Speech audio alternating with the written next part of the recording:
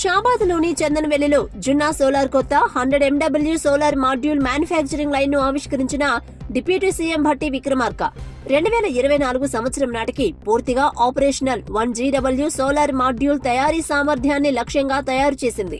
ఆత్మ నిర్భర్ భారత్ ఇనిషియేటివ్ కు అనుగుణంగా ఆవిష్కరణలను పెంపొందించడం, స్థానిక ఉత్పాదకత సామర్థ్యాలలో పెట్టుబడులు పెట్టడం మరియు స్థిరమైన ఇంధన పరిష్కారాలను ప్రోత్సహించడం ద్వారా భారతదేశాన్ని స్వావలంబనంగా మార్చాలనే ప్రధానమంత్రి నరేంద్ర మోదీ దృష్టితో జున్నా సోలార్ కట్టుబడి ఉంది.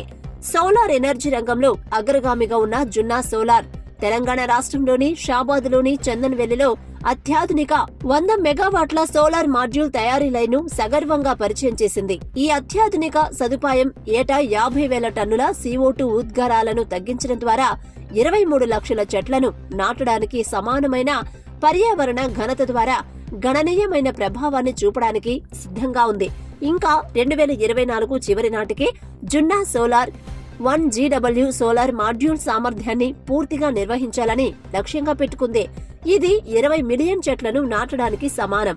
జున్నా సోలార్ ఉత్పత్తులు మరియు సేవలను ఎంచుకోవడం ద్వారా కస్టమర్లు వినూత్న సౌర పరిష్కారాలను స్వీకరించడమే కాకుండా మరింత స్థిరమైన ప్రపంచానికి చురుకుగా సహకరిస్తారు. మీ కొనుగోలు అనేది పర్యావరణ బాధ్యతలు ప్రత్యక్ష పెట్టుబడి.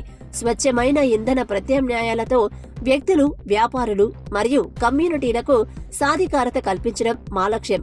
జున్నా సోలార్ కు మద్దతివ్వడం ద్వారా మీరు గ్రహాన్ని మరింత స్థిరంగా మారుస్తున్నారు మరియు పరిశుభ్రమైన పచ్చని భవిష్యత్తు కోసం చేస్తున్న ప్రపంచ ప్రయత్నంలో కీలకమైన భాగమవుతున్నారు.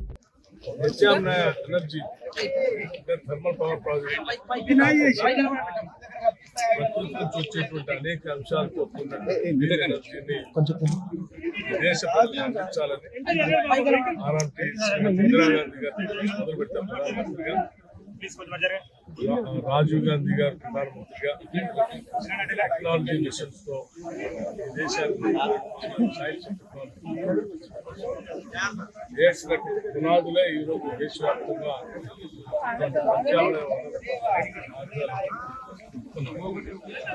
ఈరోజు దేశంలో కానీ విద్యుత్ శక్తి అనేది మానవ జీవితానికి ఏర్పడింది. ఆ విద్యుత్ శక్తి అవసరాలు రోజు రోజుకి డిమాండ్ పెరుగుతా ఉంది.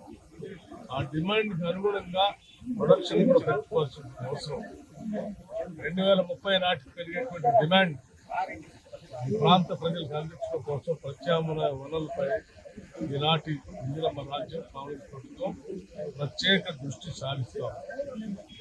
ఇప్పటికే ఈ రాష్ట్రంలో దాదాపు 81 కోట్ల పైబడి ఉన్నటువంటి విద్యుత్ రంగానికి సంబంధించిన అప్పుల పాలు చేసినప్పటికీ దానన్నింటి నుంచి బయటపడేసి ప్రత్యామ్నాయ మార్గాలతో అధిక విద్యుత్ శక్తి ఉత్పత్తిని కూడా పెంచి సోలార్ పవర్ కానీ లేకపోతే పంప్ స్టోరేజ్ అనేటువంటి ఇంకో కొత్త విధానం వస్తుంది. దాని ద్వారా కానీ ఐడల్ పవర్ కానీ లేకపోతే మున్సిపల్ సాలిడ్ వేస్ట్ ద్వారా వచ్చేటువంటి ప్రత్యామ్నాయ మార్గాలతో విద్యుత్ ఉత్పత్తిని పెంచుతూ ప్రజల అవసరాలు కోసం ప్రభుత్వం ముఖ్యంగా